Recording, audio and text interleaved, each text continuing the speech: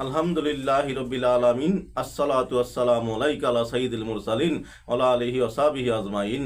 সমস্ত প্রশংসা একমাত্র মহান আল্লাহ তাআলার জন্য এবং লাখো কোটি বরং তার চেয়ে বেশি দুরূদ ও সালাম শ্রেষ্ঠ নবী, প্রিয় নবী, নবীদের নবী, যিনি আমার ইমান রসুলে মাকবুল সাল্লাল্লাহু আলাইহি সাল্লামের উপর।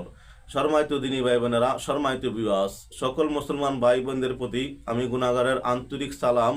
আসসালামু আলাইকুম ওয়া রাহমাতুল্লাহি ওয়া বারাকাতুহু। সম্মানিত বিওয়াস, আপনারা দেখছেন মদিনার পথে 97 ইউটিউব চ্যানেল। এই চ্যানেলের মূল উদ্দেশ্য কোরআন এবং হাদিস থেকে ইসলামিক ভিডিও আপলোড করা। তাই যারা ইসলামকে ভালোবাসেন চ্যানেলটি সাবস্ক্রাইব করে পাশে থাকা বেল আইকনটি ওপেন করে দিবেন। যারা করেছেন তাদেরকে অসংখ্য ধন্যবাদ ও মুবারকবাদ। সম্মানিত বিওয়াস, আমরা ধারাবাহিকভাবে দেখতেছিলাম পবিত্র কোরআন শরীফের সূরাগুলোর আমল ও ফজিলত। তাই আজকে আমরা নতুন আরেকটি পর্ব নিয়ে শুরু করব ইনশাআল্লাহ। আজকে আমাদের পর্ব হচ্ছে 64তম সূরা, সূরা আত-তাগাবুন, পবিত্র কোরআনের 64তম সূরা, যা মদিনায় অবতীর্ণ হয় এবং যার আয়াত সংখ্যা 18টি, রুকু সংখ্যা 2টি, সিজদার আয়াত নাই।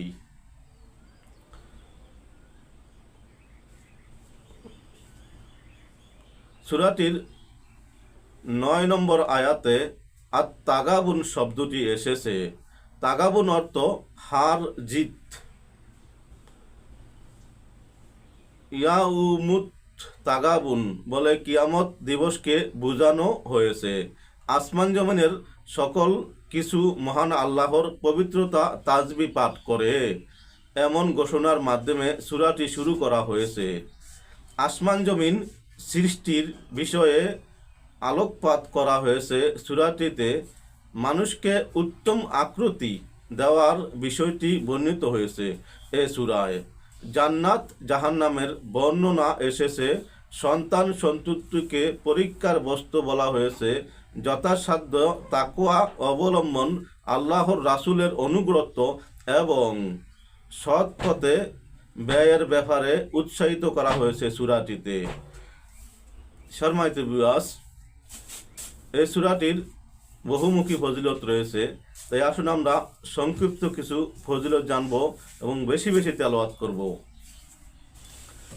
আর আপনি আপনার প্রতি ওহী করা আপনার রব এর কিতাব থেকে তেলাওয়াত করে শোনান। তার বাক্যসমূহ কোনো পরিবর্তন নেই, আর আপনি কখনোই তাকে ছাড়া আশ্রয় পাবেন না। সূরা কাহাফ আয়াত 27। মুমিন তো তারাই যাদের সামনে আল্লাহর স্মরণ হলে তাদের হৃদয় ভীত হয়। যখন তাদের সামনে তার আয়াতসমূহ তিলাওয়াত করা হয় তখন তা তাদের ঈমানের উন্নতি সাধন করে এবং তারা তাদের প্রতিপালকের উপর ভরসা করে। সূরা আনফাল আয়াত 2। যারা আল্লাহর কিতাব তেলাওয়াত করে, নামাজ কায়েম করে এবং আমি তাদেরকে যে রিজিক দিয়েছি তা থেকে সৎ কাজে ব্যয় করে, গোপনে ও প্রকাশ্যে, তারা এমন ব্যবসার আশাবাদী যা কখনো লোকসান হয় না, যাতে আল্লাহ তাদেরকে তাদের পূর্ণ প্রতিফল দেন এবং নিজ অনুগ্রহে আরও বেশি দান করেন। নিশ্চয় তিনি অতি ক্ষমাশীল, অত্যন্ত গুণগ্রাহী। সূরা ফাতির আয়াত 29-30। আর যারা আল্লাহর ঘরে একত্র হয়ে আল্লাহর কিতাব তিলাওয়াত করে এবং পারস্পরিক কোরআনের চর্চা করে, তাদের প্রতি সাকিনা তথা এক প্রকার বিশেষ প্রশান্তি বর্ষিত হয়। রহমত তাদেরকে আচ্ছান্বিত করে নেয় এবং আল্লাহ তার কাছের ফিরিস্তাদের মাঝে তাদের আলোচনা করেন। সহিহ মুসলিম হাদিস নং 2699। যে ব্যক্তি কোরআনের একটি হরফ পড়ল তার জন্য রয়েছে একটি নেকি, আর একটি নেকি 10 নেকি সমতুল্য। নবীজি সাল্লাল্লাহু আলাইহি ওয়াসাল্লাম বললেন, আমি বলছি না যে আলিফ লাম মিম একটি হরফ, বরং আলিফ একটি হরফ, লাম একটি হরফ, মিম একটি হরফ। জামে তিরমিজি হাদিস নং 2910। যারা উত্তম রূপে কোরআন পড়বে তারা থাকবে অনুগত্য সম্মানিত ফিরিস্তাদের সাথে। আর যে কোরআন পড়তে গিয়ে আটকে আটকে যায় এবং কষ্ট হয় তার জন্য রয়েছে দ্বিগুণ সওয়াব। সহিহ মুসলিম হাদিস নং 798। তোমরা কোরআন পড়ো, কেননা কিয়ামতের দিন কোরআন তার সাথীর জন্য সুপারিশ করবে। সহিহ মুসলিম হাদিস নং 804। কিয়ামতের দিন কোরআন আগমন করবে। সে বলবে, ইয়া রব, আপনি তার তিলাওয়াতকারীর পোশাকের ব্যবস্থা করুন।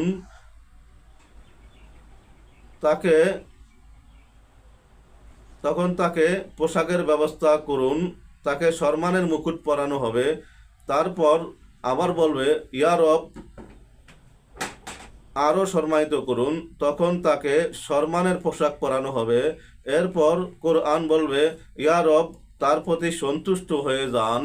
তখন আল্লাহ তার প্রতি সন্তুষ্ট হয়ে যাবেন।